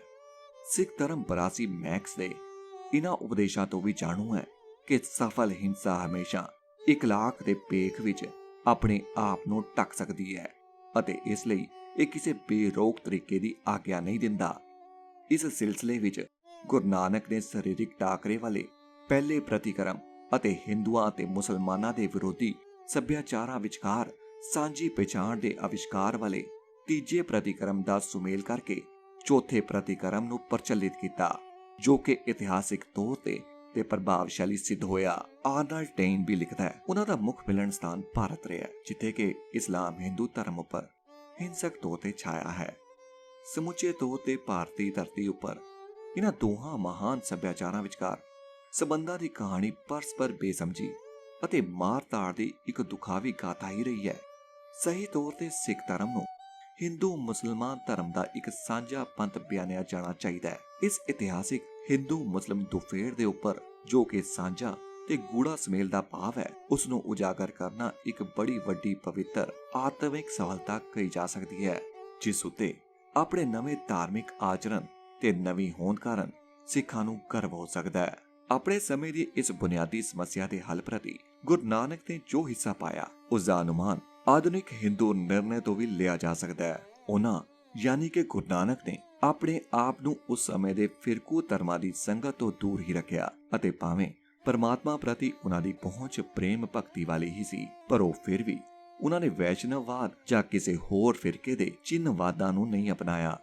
ਹਿੰਦੂਆਂ ਤੇ ਮੁਸਲਮਾਨਾਂ ਨੂੰ ਇੱਕ ਸਾਂਝੀ ਅਧਿਆਤਮਕ ਤੇ ਸਮਾਜਿਕ ਗਲਵਕੜੀ ਵਿੱਚ ਲਿਆਉਣ ਦਾ ਉਹਨਾਂ ਦਾ ਇੱਕ ਪਹਿਲਾ ਤੇ ਅੰਤਿਮ ਸਫਲ ਯਤਨ ਵੀ ਸੀ। ਸਿੱਖਾਂ ਦੀ ਰਾਜਸੀ ਸਫਲਤਾ ਨੇ ਬਹੁਤ ਕਰਕੇ ਆਪਣੇ ਅਧਿਆਤਮਕ ਆਚਰਣ ਨੂੰ ਮੱਧਮ ਕਰ ਦਿੱਤਾ ਹੈ, ਪਰ ਐਸੇ ਅਧਿਆਤਮਕ ਆਚਾਰਨਕ ਪੱਖ ਕਰਕੇ ਹੀ ਜਾਤ-ਪਾਤ ਨਾਲ ਗੁਰੂ ਨਾਨਕ ਦਾ ਨਾਂ ਜ਼ਰੂਰ ਲੈਣਾ ਚਾਹੀਦਾ ਹੈ। ਜਿਹੜਾ ਹੋਰ ਬੁਨਿਆਦੀ ਪੱਖ ਗੁਰੂ ਨਾਨਕ ਸਾਹਿਬ ਨੇ ਪੇਸ਼ ਕੀਤਾ, ਉਸ ਦੀ ਇੱਕ ਸੱਭਿਆ ਮਨੁੱਖ ਲਈ ਇੱਕੋ ਇੱਕ ਉਚਿਤ ਵਿਵਹਾਰ ਵਜੋਂ ਸੰਸਾਰ ਨਾਲੋਂ ਨਿਰਲੇਪਤਾ ਅਥਵਾ ਨਿਸ਼ਕਾਮ ਕਰਮ ਦੇ ਯੁਗਾਂ ਪੁਰਾਣੇ ਹਿੰਦੂ ਮਤ ਦੇ ਅਸੂਲ ਦੀ ਨਵੇਂ ਸਿਰਿਓਂ ਵਿਆਖਿਆ ਹੈ। ਜਿਹੜਾ ਹੋਰ ਬੁਨਿਆਦੀ ਪੱਖ ਗੁਰੂ ਨਾਨਕ ਸਾਹਿਬ ਨੇ ਪੇਸ਼ ਕੀਤਾ, ਉਸ ਦੀ ਇੱਕ ਸੱਭਿਆ ਮਨੁੱਖ ਲਈ ਇੱਕੋ ਇੱਕ ਉਚਿਤ ਵਿਵਹਾਰ ਵਜੋਂ ਸੰਸਾਰ ਨਾਲੋਂ ਨਿਰਲੇਪਤਾ ਅਥਵਾ ਨਿਸ਼ਕਾਮ ਕਰਮਾਂ ਦੇ ਯੁਗਾਂ ਪੁਰਾਣੇ ਹਿੰਦੂ ਮਤ ਦੇ ਅਸੂਲ ਦੀ ਨਵੇਂ ਸਿਰਿਓਂ ਵਿਆਖਿਆ ਹੈ। ਇਥੇ ਨਿਸ਼ਕਾਮ ਕਰਮ ਅਸੂਲ ਭਗਵਦ ਗੀਤਾ ਦਾ ਯੁੱਗ ਹੈ ਅਤੇ ਨਿਸ਼ਕਾਮ ਕਰਮ ਦੀ ਪਰਿਭਾਸ਼ਾ ਨੂੰ ਨਾ ਕੇਵਲ ਕਾਇਮ ਹੀ ਰੱਖਿਆ ਗਿਆ, ਸਗੋਂ ਇਸ ਨੂੰ ਗੁਰੂ ਨਾਨਕ ਨੇ ਬਾਕੀ ਦੇ ਗੁਰੂਆਂ ਨੇ ਆਪਣੀ ਬਾਣੀ ਵਿੱਚ ਜਾਇਜ਼ ਵੀ ਮੰਨਿਆ। ਜੈਸੇ ਜਲ ਮੈਂ ਕਮਲ ਨਿਰਾਲਮ ਮੁਰਗਾਈ ਨਿਸ਼ਾਨੇ, ਸਿੱਧ ਗੋਸ਼ਟ ਗੁਰੂ ਨਾਨਕ। ਕਰਮ ਕਰਤ ਹੋਵੇ ਨਹਿ ਕਰਮ, ਸੁਖਮਨੀ ਗੁਰੂ ਅਰਜਨ ਦੇਵ। ਪਰ ਇਸ ਦੀ ਪਰਿਭਾਸ਼ਾ ਦੀ ਇਸ ਢੰਗ ਨਾਲ ਨਵੇਂ ਸਿਰੋਂ ਵਿਆਖਿਆ ਕੀਤੀ ਗਈ ਹੈ ਕਿ ਜਿਸ ਨਾਲ ਕਿਸੇ ਵੀ ਵੰਗਾਰ ਅਥਵਾ ਹਾਲਤ ਦਾ ਪੂਰੀ ਹੋਸ਼ ਅਤੇ ਜੋਸ਼ ਨਾਲ ਟਾਕਰਾ ਕਰਨਾ ਹੈ ਨਾ ਕਿ ਆਪਣੀ ਸਹਿਜ ਅਵਸਥਾ ਨੂੰ ਇਸ ਅੱਗੇ ਝੁਕਾ ਦੇਣਾ। ਬਾਬਰ ਬਾਣੀ ਵਿੱਚ ਗੁਰੂ ਨਾਨਕ ਦੇਵ ਨੇ ਪਰਮਾਤਮਾ ਨੂੰ ਜੋ ਸਵਾਲ ਕੀਤਾ ਸੀ ਕਿ ਤੈਂ ਕੀ ਦਰਦ ਨਾ ਆਇਆ, ਇਸ ਦਾ ਮਤਲਬ ਉਹੀ ਹੈ ਕਿ ਚੈਕਫ ਨੇ ਵਾਰਡ ਨੰਬਰ 6 ਵਿੱਚ ਆਪਣੇ ਨਾਇਕ ਗਰਮੋਵ ਪ੍ਰਤੀ ਬਿਆਨ ਕੀਤਾ ਹੈ, ਮੈਂ ਦਰਦ ਬਦਲੇ ਹੰਝੂ ਵਹਾਉਂਦਾ ਹਾਂ ਤੇ ਚੀਕਦਾ ਚਿਲਾਉਂਦਾ ਹਾਂ।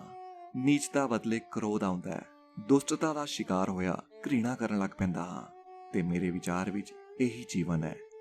ਦੁੱਖਾਂ ਤਕਲੀਫਾਂ ਨੂੰ ਤਿਰਸਕਾਰਨ ਦਾ ਮਤਲਬ ਤਾਂ ਜੀਵਨ ਨੂੰ ਹੀ ਤਿਰਸਕਾਰਨਾ ਹੋਇਆ, ਕਿਉਂਕਿ ਮਨੁੱਖ ਦੀ ਸਮੁੱਚੀ ਹੋਂਦ ਭੁੱਖ, ਸਰਦੀ, ਬੇਇੱਜ਼ਤੀ, ਨੁਕਸਾਨ ਅਤੇ ਮੌਤ ਵਰਗੇ ਡਰ ਦੇ ਅਨੁਭਵ ਹੀ ਹਨ।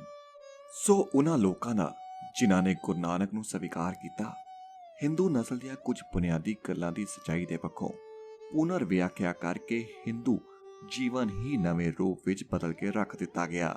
ਪਰ ਇਹਨਾਂ ਗੱਲਾਂ ਨੂੰ ਮੂਲੋਂ ਨਸ਼ਟ ਨਹੀਂ ਕੀਤਾ ਗਿਆ ਤੇ ਨਾ ਹੀ ਬਦਲਿਆ। ਸੋ ਇਸ ਪ੍ਰਸੰਗ ਵਿੱਚ ਉੱਤਰ ਵੱਲੋਂ ਹਿੰਦੂ ਧਰਮ ਦੇ ਵਿਰੁੱਧ ਹੁਣੇ ਪਿੱਛੇ ਜੇ ਐਲਬਰਟ ਸਵਿਸਰ ਵੱਲੋਂ ਬੜੀ ਤਿੱਖੀ ਆਲੋਚਨਾ ਇਹ ਕੀਤੀ ਗਈ ਹੈ ਕਿ ਹਿੰਦੂ ਧਰਮ ਇੱਕ ਦਿਮਾਗੀ ਧਰਮ ਹੀ ਹੈ ਜੋ ਸੋਚਦਾ ਤਾਂ ਹੈ ਪਰ ਕਰਦਾ ਕੁਝ ਵੀ ਨਹੀਂ। ਦੂਜਾ, ਗੁਰੂ ਨਾਨਕ ਨੇ ਆਪਣੇ ਉਪਦੇਸ਼ਾਂ ਰਾਹੀਂ ਜਨਮ ਤੋਂ ਸਮਾਜਿਕ ਨਾ ਬਰਾਬਰੀ ਦਾ ਤਿਰਸਕਾਰ ਕਰਕੇ ਇੱਕ ਲੋਕ ਰਾਜੀ ਸਮਾਜ ਲਈ ਪੱਕੀਆਂ ਬੁਨਿਆਦਾਂ ਰੱਖੀਆਂ ਹਨ। ਗੁਰੂ ਨਾਨਕ ਤੋਂ ਪਹਿਲਾਂ ਦੇ ਬਹੁਤ ਸਾਰੇ ਸੰਤਾਂ ਮਹਾਤਮਾਵਾਂ ਨੇ ਇਹ ਉਪਦੇਸ਼ ਦਿੱਤਾ ਕਿ ਜਾਤ-ਪਾਤ ਨਾਲ ਅਧਿਆਤਮਕ ਪ੍ਰਾਪਤੀ ਦਾ ਕੋਈ ਸੰਬੰਧ ਨਹੀਂ, ਪਰ ਗੁਰੂ ਨਾਨਕ ਤੋਂ ਪਹਿਲਾਂ ਕਿਸੇ ਵੀ ਜਾਤ-ਪਾਤ ਨੂੰ ਇਸੇ ਸਮਾਜਿਕ ਤੇ ਰਾਜਸੀ ਪੱਖੋਂ ਰੱਦ ਨਹੀਂ ਕੀਤਾ। ਇਹ ਗੱਲ ਗੁਰੂ ਨਾਨਕ ਨੇ ਕੀਤੀ ਹੈ ਅਤੇ ਇਸ ਰਾਹੀਂ ਉਹਨਾਂ ਆਧੁਨਿਕ ਲੋਕ ਰਾਜੀ ਸਮਾਜ ਲਈ ਠੋਸ ਬੁਨਿਆਦਾਂ ਰੱਖੀਆਂ ਹਨ। ਉਹਨਾਂ ਦੀ ਤੀਜੀ ਦੇਣ ਇਸਤਰੀ ਦੇ ਸਮਾਜਿਕ ਤੇ ਅਧਿਆਤਮਕ ਦਰਜੇ ਸੰਬੰਧੀ ਹੈ। ਇਸਲਾਮ ਦੀ ਵਕਾਲਤ ਕਰਨ ਵਾਲਿਆਂ ਵੱਲੋਂ ਇਹ ਦਾਅਵੇ ਕੀਤੇ ਜਾਂਦੇ ਹਨ ਕਿ ਇਹ ਸਮਾਜ ਇਸਤਰੀ ਨੂੰ ਬੜਾ ਮਾਣ ਭਰਿਆ ਸਥਾਨ ਦਿੰਦਾ ਹੈ। ਭਾਵੇਂ ਇਹ ਠੀਕ ਹੈ ਕਿ ਹਜ਼ਰਤ ਮੁਹੰਮਦ ਦੇ ਬਣਾਏ ਨਿਯਮਾਂ ਨੇ ਬਹੁਤ ਹੱਦ ਤੱਕ ਇਸਤਰੀ ਦੇ ਦਰਜੇ ਨੂੰ ਵਧਾਇਆ ਹੈ, ਜਿਵੇਂ ਕਿ ਪੂਰਵ ਇਸਲਾਮਿਕ ਅਰਬ ਵਿੱਚ ਸੀ, ਪਰ ਇਹ ਦਾਅਵਾ ਨਹੀਂ ਕੀਤਾ ਜਾ ਸਕਦਾ ਕਿ ਅੱਜ ਦੇ ਸੰਸਾਰ ਵਿੱਚ ਇਸਤਰੀ ਨੂੰ ਸਮਾਨਤਾ ਦਾ ਦਰਜਾ ਮਿਲਿਆ ਹੋਇਆ ਹੈ। ਉਸ ਤਰ੍ਹਾਂ ਹੀ ਕੁਰਾਨ ਸ਼ਰੀਫ ਕਾਨੂੰਨ ਦੇ ਪੱਖੋਂ ਇਸਤਰੀ ਨੂੰ ਬਰਾਬਰ ਦਾ ਦਰਜਾ ਦੇ ਦਿੰਦਾ ਹੋਵੇ। ਮਰਦਾਂ ਦਾ ਇਸਤਰੀ ਉੱਪਰ ਹੱਕ ਹੈ। ਖੁਦਾ ਵੱਲੋਂ ਦੱਸੇ ਹੁਕਮ ਅਨੁਸਾਰ ਇਸਤਰੀ ਦੇ ਵਿਸ਼ੇ ਉੱਪਰ ਕੁਰਾਨ ਸ਼ਰੀਫ ਦੀ ਬੁਨਿਆਦੀ ਰੋਕ ਹੈ।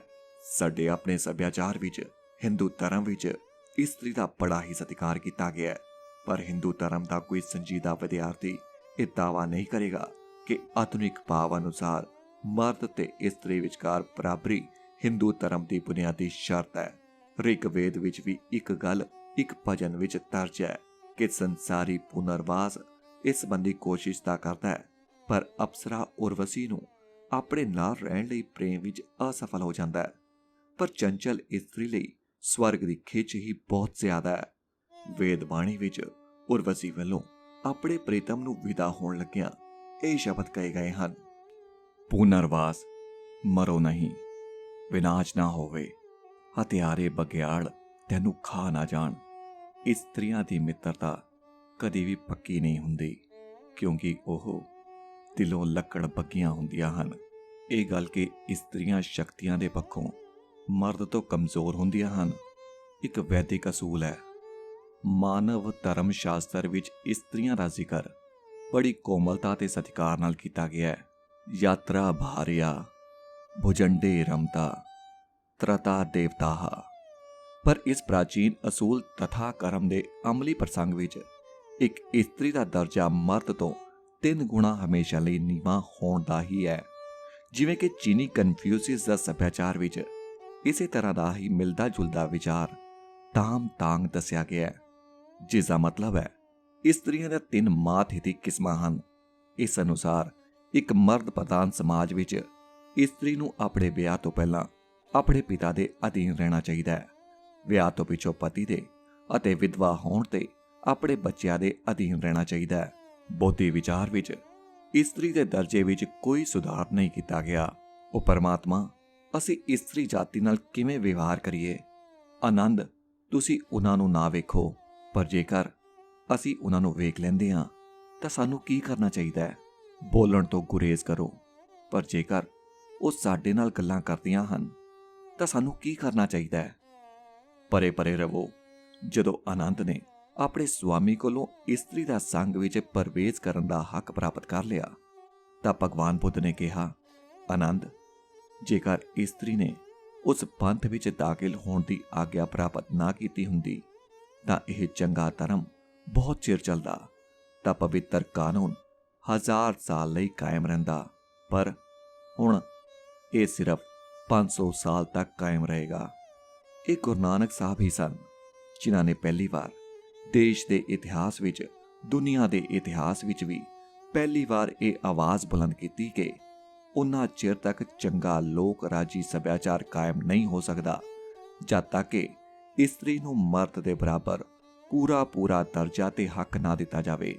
ਉਸੇ ਤਰ੍ਹਾਂ ਹੀ ਜਿਵੇਂ ਕਿ ਯੂਨਾਨੀ ਸਮਾਜ ਦੇ ਰੋਮਨ ਸੱਭਿਅਤਾ ਵਿੱਚ ਹੈ, ਇਸੇ ਤਰ੍ਹਾਂ ਹੀ ਇਸਲਾਮਿਕ ਸੱਭਿਆਚਾਰ ਵਿੱਚ ਵੀ ਇਹ ਇਸਤਰੀ ਦੇ ਨੀਵੇਂ ਦਰਜੇ ਦਾ ਕਾਰਨ ਹੀ ਸੀ ਕਿ ਇਹ ਸੱਭਿਆਚਾਰ ਬੁਨਿਆਦੀ ਤੌਰ ਤੇ ਕਮਜ਼ੋਰ ਰਹੇ।